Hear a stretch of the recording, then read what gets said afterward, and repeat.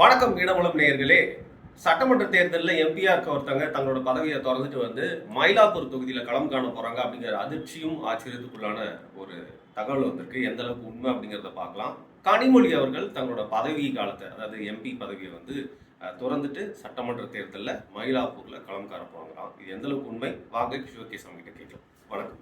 அவங்களுடைய திட்டமிடல் அப்படின்னு தான் நமக்கு தகவல் வருது. இது என்னன்னா, அவங்க நாடாளுமன்றத்துக்கு மாநிலங்களவையில் முதல்ல அவங்க வந்து மாநிலங்களவைக்கு தான் தேர்வாகிறாங்க. ஐ திங்க் 2 times நினைக்கிறேன். சட்டமன்றத்திற்கு அவங்க வந்து வருவதற்கான வாய்ப்புகள் இப்போ அதிகரித்திருக்கிறது.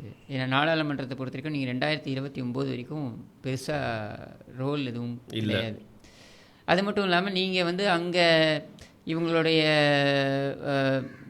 டாமினேஷன் இருக்கக்கூடாது அப்படின்றதுக்காக நீங்கள் சபரீசனை வச்சு நிறைய முயற்சிகள் அங்கே மேற்கொள்கிறாங்க அப்படின்ற நிலையில் டெல்லியில் நேரடியாக அவங்க தொடர்புகளை பாரதிய ஜனதாவுடன் ஏற்படுத்தி கொள்ள வேண்டும். ஏன்னா பாரதிய ஜனதா தான் இப்போ ஆட்சியில் இருக்காங்க அப்படின்றதுனால வேறு என்ன பர்பஸ் இருக்க முடியும் அப்படின்றதுனால அவங்க வந்து அப்போ நம்ம சட்டமன்றத்தில் களம் காணலாம் அப்படின்ற ஒரு மைண்டில் இருக்காங்க, ஒரு மைண்ட் செட்டில் இருக்காங்க அப்படின்ற தகவல். இன்னொன்று, இந்த தேர்தலை பொறுத்த வரைக்கும் 2026 தேர்தலை பொறுத்த வரைக்கும் நீங்கள் முன்னாடி மாதிரி, அதாவது 2019 ஒரு செங்கலை தூக்கிட்டு இந்த உதவாநிதி வந்தார், எல்லா இடத்துக்கும் வந்து போய் செங்கலை தூக்கி காமிச்சிட்டு இருந்தார். 2021 அதே செங்கலை தான் இது பண்ணார், செங்கலை தூக்கி காண்பித்த நாயகன்லாம் சொன்னாங்க. பட் இப்போது அப்பா மகன் 2 பேருக்கும் இருக்கக்கூடிய மக்கள் மத்தியில் இருக்கக்கூடிய அந்த எதிர்ப்பு இருக்குது பாருங்கள். இதை வந்து சமாளிக்கணும் அப்படின்னா, அது மட்டும் இல்லாமல் இவங்க மகளிருக்கான ஊக்கத்தொகையெல்லாம் கொடுத்துருக்காங்க இல்லையா, அப்படின்ற நிலையில் ஒரு பெண்மணி முன்னாடி கேம்பெயின் எடுத்துகிட்டு போனாங்கன்னா அது கொஞ்சம் பெட்டராக இருக்கும். அது அவங்க ஃபேமிலியே விரும்புகிறாங்களா? அதாவது ஸ்டாலின் அவர்களுடைய விரும்புகிறாங்க அப்படின்றதோட வழி இல்லைல்ல. இப்போ அவங்க வந்து அவங்க கேட்குறாங்க, அவங்க டிமாண்ட் பண்ணுறாங்கன்னா இவங்க எப்படி முடியாதுன்னு சொல்ல முடியும்? ப்ளஸ் சீனியர்ஸ் எல்லாம் வந்து சப்போர்ட் பண்ணுறதா நான் கேள்விப்பட்டேன். அதாவது கனிமொழியை பேக் பண்ணுறாங்க. ஏன்னா அவங்க வந்து ஸ்டாலினை விட்டுருங்க, ஸ்டாலின் வந்து கருணாநிதியுடனே பயணித்தார், 50 ஆண்டுகள் அவருடைய பயணித்தார். அதனால் அவரை வந்து பிகம்ஸ் அன்கொஸ்டினபிள் லீடர் திமுகவை பொறுத்த வரைக்கும். பட் உதவாநிதியை வந்து இவங்க ப்ரொஜெக்ட் பண்ணது அப்படின்றத வந்து அவங்க அதை ஏற்றுக்க தயாராக இல்லை. ஏன்னாங்க அவர் அங்கே கையை பிடிச்சி வந்து பிஸ்கெட்டு தூள்லாம் வந்து தொடச்சி விட சொன்னார். தானாகவே மரியாதையில் கை போகுதுங்க. அது இன்பநிதிக்கு. அப்போது உதயநிதிக்கு இன்னும் எவ்வளோ மரியாதை இருக்க தானே செய்யும். உதவாநிதிக்கே பேண்ட்டில் தொடச்சி விட்றாங்கன்னா, இன்பநிதிக்கே பேண்ட்டில் தொடச்சி விட்றாங்கன்னா உதவாநிதிக்கு என்னெல்லாம் பண்ணுவாங்கன்றது நம்ம யோசிக்கலாம் தான். பட் என்ன இங்கே அப்படின்னா, ஒரு துணை முதலமைச்சராக கொண்டு வந்து நீங்கள் வந்து செகண்ட் இன் கமாண்ட் அப்படின்னு நீங்கள் போடுறீங்க. கேபினெட்டில் பார்த்தீங்கன்னா துரைமுருகனுக்கு விட அதிகமான முக்கியத்துவம் வந்து உதவாநிதிக்கு வழங்கப்படுகிறது அப்படின்றத சீனியர்ஸ் யாரும் அந்தளவுக்கு ஏற்றுக்க மாட்டாங்க. இப்போ உதாரணத்துக்கு பொன்முடி எடுத்துக்கிட்டிங்கன்னா, அவர் வந்து வழக்கில் கன்விக்ட் ஆகி பிரச்சனையான பொழுது அவர் உண்மையாகவே ஸ்டாலின் எதுவும் உதவ முன்வரவும் இல்லை. ஆனால் ஏகப்பட்ட தொல்லைகளை வந்து அவர் வந்து கனிமொழி தரப்புக்கு கொடுத்துருக்காரு, பொன்முடி. ஆனாலும் வேறு வழி இல்லாமல் போய் அங்கே தான் போய் சரண்டர் ஆனார். அது நீங்கள் சேவ் பண்ணி விடுங்க அப்படின்ட்டு. ஸோ இந்த மாதிரி சீனியர்ஸ் எல்லாம் வந்து இப்போ Nehru எடுத்துக்கிட்டிங்கனாக்க, Anbil Mahesh is close to உதவாநிதியோட க்ளோஸாக இருக்கிறதுனால நேருவால் வந்து அந்த ஆக்சசிபிலிட்டியை வந்து மீறி போய் நிற்கிறதுக்கு அவரோட ஈகோ தடுக்குது. போகலாம், பட் அவரோட ஈகோ அதை தடுக்குது. இப்போ கூட ரீசெண்டாக அவர் போய் அவரை மீட் பண்ணியிருக்காரு, இந்த பர்த்டேக்கு பிறந்த நாளுக்கு. அந்த ஃபோட்டோவை லீக் பண்ணது உதவாநிதி தரப்பு. அது அவர் ரொம்ப அப்செட்டு, அவர் விருப்பப்படலை. அவரோட இதில் அவர் போட்டிருக்க மாட்டார் பாருங்க, அதுக்கப்புறம் தான் போட வச்சாங்க. ஏன்னா இப்போ வயசில் பெரியவர் ஒருத்தர் சீனியர் மந்திரினா போயிட்டு பிறந்த நாளை முன்னிட்டு சென்று சந்தித்து வாழ்த்து பெற்றார் அப்படிங்கிறதே ஒரு அவமானகரமாக. அதை வந்து நீங்கள் எப்படி நீங்கள் அந்த மாதிரி இது பண்ணுவீங்க? ஸோ இதெல்லாம் வந்து அவங்க யாரும் ரசிக்கிறது இல்லை. ஸோ ஒரு கடுமையான ஒரு அதிருப்தி வந்து சீனியர்ஸ் மத்தியில் இருக்குது. அவங்கள பொறுத்தவரைக்கும் அவங்க வந்து ஸ்டாலின் எப்படி கருணாநிதியுடைய வாரிசோ அது மாதிரி கனிமொழியும் கருணாநிதியோட வாரிசு தானே. அது மட்டும் இல்லாமல் அவங்க ஆக்சஸபிளாக இருக்காங்க, அப்ரோச்சபிளாக இருக்காங்க. மக்கள் மத்தியில் பார்த்தீங்கன்னாக்கா இவங்க மேலே இருக்கக்கூடிய கோபம் அளவுக்கு அவங்க மேலே இல்லை, வெறுப்பு அவங்க மேலே, அந்த இமேஜ் மேலே ஏற்படல அப்படின்ற ஒரு, அதாவது அவங்க இன்னும் எக்ஸ்போஸ் ஆகலை, இருந்திருக்கலாம். இப்போ நீங்கள் 2011 காலத்தில் பார்த்தீங்கன்னாக்கா ஸ்பெக்ட்ரம் அப்படின்ற ஒரு இது வந்து இந்தியா முழுக்க அது வந்து ஒரு மிகப்பெரிய பேசுபொருளாக ஆனது. அதில் கூட பார்த்தீங்கன்னா கனிமொழியோட அதிகமான கோபம் வந்து மக்களுக்கு யார் மேலே இருந்தது அப்படின்னு பார்த்தீங்கன்னா ஸ்பெக்ட்ரம் ராஜா மேலே தான் இருந்தது. அண்ட் ஸ்பெக்ட்ரம் ராஜாவுக்கு கருணாநிதி முட்டு கொடுத்து கொண்டிருந்தார் அப்படின்றது தான் வந்து திமுக மீதான கோபமாக திருப்பியது. அதை இவங்க என்ன எடுத்துகிட்டு காமிச்சாங்கன்னாக்க, இது வந்து கனிமொழி ஆராசாவும் கனிமொழியும் சேர்ந்து பண்ணிட்டாங்க அப்படின்னு சொல்லிட்டு. பட் ஃபேக்ட் என்னன்னாக்கா கனிமொழி வந்து பக்கடக்காய் அங்கே அவங்க வந்து ஒரு பலியிடப்பட்டார்னு தான் சொல்லணும். தியாகி, அதான் கரெக்டான வார்த்தை. உண்மையான தியாகம்னா அதுதான். ஏன்னா அவங்க என்ன ஒரு பீரியடுக்கு டைரக்டர், அவ்வளோதான். கலைஞர் டிவியில் செக்கு ஷாஹித் பல்வாட்டேன்னு ஏற்கனவே சொன்னது மாதிரி ஷாஹித் பல்வாட்டேருந்து வாங்கினது யார்? ஸ்டாலின் தான் வாங்கினது. அப்படின்னும் பொழுது ஸ்டாலின் தான் விசாரணைக்கு வளையத்தில் கொண்டு வந்திருக்கணும். தயாளம்மாவை கொண்டு வந்திருக்கணும். தயாளம்மா ரொம்ப வயதாகி விட்டது. அவரை வந்து இதில் கொண்டு வருதுன்றது நியாயமாகவும் இருந்திருக்காது அப்படின்ற ஒரு மாரல் ஒரு எத்திக்கல் தாட் ப்ராசஸ் வச்சுனா கூட நீங்கள் யாரை கொண்டு வந்திருக்கணும்? அப்போது ஸ்டாலின் குறைந்தபட்சம் அவர் முன் வந்துட்டு சொல்லியிருக்கணும், நான் ஃபேஸ் பண்ணுறேன் அப்படின்ட்டு. ஆனால் அந்த கனிமொழி பலிகடாவாக்கப்பட்டார் அப்படின்றத நம்மளால் பார்க்க முடியுது. இப்போ அவங்க திஹாரில் போய் அத்தனை மாதம் இருந்துட்டு வந்தாங்க அப்படின்ட்டு. இப்போ இதையெல்லாம் இந்த கட்சிக்கு செய்து இந்த கட்சிக்காக எதையுமே செய்யாத உதவாநிதிக்கு முக்கியத்துவத்தை தருவாங்கன்றதை எவ்வளோ நாளைக்கு கனிமொழி ஏற்றுக்கிட்டு போவாங்க? ஓகே, அவங்க ஸ்டாலினுக்கு செகண்ட் ஹேண்ட் கமாண்டாக இருக்கலாம், உதவாநிதிக்கு செகண்ட் ஹேண்ட் கமாண்டாக இருக்க வேண்டிய அவசியம் அவங்களுக்கு என்ன வந்தது? சும்மா பொங்கலுக்கு வருஷத்துக்கு ஒரு வாட்டி மட்டும் சென்னை சங்கமம் நடத்திட்டு போங்க அப்படின்னா அது வந்து ஏற்றுக்கிற மாதிரி இல்லை. இங்கே அவங்களுடைய அதிருப்தியே பல வகையில் அவங்க வெளிப்படுத்தி தானே இருக்காங்க. உதாரணத்துக்கு டங்ஸ்டன் விவகாரம் யாருமே பேச மாட்டேங்கிறாங்க. மீடியாக்கள் ஆக்சுவலி இதைத்தான் வந்து விவாத பொருளாக்கியிருக்கணும். டங்ஸ்டன் விவகாரத்தை வெளியில் கொண்டு வந்தது யார்? முதல்ல அதிமுக பேசியது, பாஜக பேசியதுன்னு வச்சுக்கலாம். பாஜக வந்து இந்த பக்கமும் நிற்க முடியல, அந்த பக்கமும் நிற்க முடியல. ஏன்னா அது ஒரு சென்ட்ரல் கவர்மெண்ட்டோடைய பார்வையில் இருக்க நியூட்ரல் ஸ்டாண்டில் பேசினாங்க. ஸோ பாஜக விட்டுடுங்க. அதிமுக அது பேச ஆரம்பிச்சுது. அதில் வந்துட்டு இந்த மக்களுடைய போராட்டம், தன்னெழுச்சி போராட்டமாக நடக்குது அரிட்டாப்பட்டியில். உடனே அந்த விஷயத்தை முதல்ல பேசினது யார்? கனிமொழி. அப்போ அது வந்து கண்டிப்பாக ஒரு நெருடலை ஏற்படுத்தும் தெரிஞ்சுன்னு தானே அவங்க பேசுகிறாங்க. அதை அவங்களால மெல்லவும் முடியல, முழுங்கவும் முடியல. இப்போ சமீபத்தில் இந்த மாதம் அவங்களுடைய பர்த்டே, உதவாநிதி விஷ் பண்ணாரா? பண்ணலை. அதாவது பப்ளிக்கில் பண்ணல ஒரு பெரிய எது யாருக்கோ விஷ் பண்ணதெல்லாம் வந்து அனௌன்ஸ் பண்ணும்போது ஏன் ஒரு ஒரு ட்வீட் போட முடியாதா? ட்வீட் கூட அங்கே போடலையே. ஏன் போடல? அப்போ அதில் நீங்கள் தெரிஞ்சுக்கலாம் இந்த கோல்டு வைப்ஸ் எந்த அளவுக்கு இருக்குது இந்த ஃபேமிலிக்குள்ளே அப்படின்னு சொல்லிட்டு. இதில் கனிமொழியை எப்படியாவது ஓரங்கட்டி ஆகணும் அப்படின்ற ஒரு எண்ண ஓட்டத்தில் கிச்சன் கேபினெட் அவங்க செயல்படுறாங்க. ஆனால் அது கட்சியோடைய சீனியர்ஸ் மத்தியில் அது ஏற்புடையதாக இருக்குமா அப்படின்னா இல்லை அப்படின்னு தான் சொல்லணும். இல்லைங்க, எப்படி பார்க்கணும்னா இப்போது ஒரு குடும்பத்தின் கீழே முழு பவரையும் கொண்டு வந்து சீனியர்ஸ்க்கு உதயநிதி அவர்களை அந்த ஏர் ட்ராப் பண்ணி ஒரு மரியாதை கொடுக்க வைக்க வேண்டிய நீங்கள் ஒன்றும் இல்லை, வேறு ஒன்று சங்கமம் நிகழ்ச்சி. ஆமாம், சென்னை சங்கமம் ஒன்று வந்தார், ஸ்டாலின் வந்தார். ஆமாம், மோளெல்லாம் கூட அடிச்சுட்டு இருந்தார்ல. எவ்வளோ கெடுபிடி தெரியுமா? யாருக்கு? அந்த அங்கே தொண்டர்கள் யாரும் வந்து அந்த இடத்துல ஆர்கனைஸ் பண்ணுறதுலையே காவல்துறையிலேருந்து ஆரம்பித்து ஏகப்பட்ட கெடுபிடி. தொண்டர்கள் யாரும் அதை ரசிக்கலை. அப்போ இவர் ஏன் வராரு அப்படின்ற கேள்வி கேட்குற அளவுக்கு போகிறாங்க அவங்க. இது திமுகக்குள்ளே இருக்கக்கூடிய புகைச்சல். இப்போ இவர் வராருன்னா ஒரு 15-20 பவுன்சர்ஸ் வந்துடுறாங்க முன்னாடி. யாரும் எழுந்துக்கக்கூடாது, பார்க்கக்கூடாது, இந்த பக்கம் திரும்பக்கூடாது, அந்த பக்கம் திரும்பக்கூடாது, இப்படியெல்லாம் கெடுபிடி பண்ணுறாங்க. அப்படின்னும் பொழுது அதை யாரும் ரசிக்க மாட்டேங்கிறாங்க.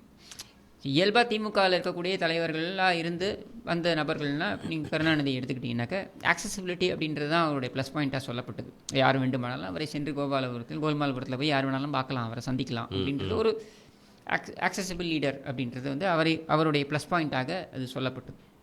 ஒவ்வொரு கட்சிக்கு ஒரு கலாச்சாரம் இருக்கும். இப்போ நீங்கள் அதிமுக எடுத்துக்கிட்டிங்கனாக்கா அம்மா வராங்க எல்லோரும் கும்பிடுவாங்க. அவங்க பார்க்கலன்னு வைங்க, காலில் விழுந்துருவாங்க. பார்க்கலன்னு வைங்க, அவங்க வந்து எல்லார் காலையும் தான் விளையா, துர்கா காலில் விளையா சேகர் பாபு அண்ணின்ற ஒரு அம்மான்ற பாசத்துல தான் நானும் சொல்ல வரேன். அம்மான்ற பாசத்துல அது மேட்டர் இல்லை. இப்போ அவங்க பார்க்கலன்னு வைங்க, சரி அம்மா எங்கேயோ வேற எங்கேயோ பார்த்துட்டு இருந்தாங்க, கவனத்துக்கு பார்க்கல அப்படின்ட்டு. இப்போ திமுக காரன் அப்படி கிடையாது. நான் சொல்கிறது கருணாநிதி காலத்தில் இருந்த திமுக காரன் சொல்கிறேன். திமுக காரன் நான் உனக்கு வணக்கம் வச்சா நீ எனக்கு வணக்கம் வைக்கணும் அப்படின்ட்டு, அது உண்மையான சுயமரியாதை. சரியா? அந்த பழைய ட்ரெண்டு அது அண்ணா காலத்தில் இருந்த அந்த இது அது முடிஞ்சு போச்சு. இப்போ நம்மளுடைய கேள்வி இங்கே என்ன அப்படின்னா, இன்றைக்கி இருக்கக்கூடிய திமுக நபர்கள், தொண்டர்கள் ஆக்சசிபிளாக இருக்கக்கூடிய லீடராக யாரை பார்க்குறாங்கன்னா கனிமொழியை தான் பார்க்குறாங்க. அப்போ கனிமொழியை ஆக்சசிபிள் லீடராக பார்க்கும் பொழுது அவங்களால உங்களுக்கு இன்னும் அட்டாச் பண்ணிக்க முடியுது. உதயநிதியோட அவங்களால அட்டாச் பண்ணிக்க முடியல. இன்றைக்கி உதவாநிதிக்கு யாருங்க பக்கத்தில் நிற்கிறது? கட்சிக்காரன் வேணா நிற்கிறானா? எவ்வளோ கிடையாது. திரும்ப திரும்ப இந்த சதீஷ், சுஜய் ரெட்டி இந்த மாதிரி ஆட்கள் தானே ஆக்சசிபிளாக இருக்காங்க உதவாநிதிக்கு.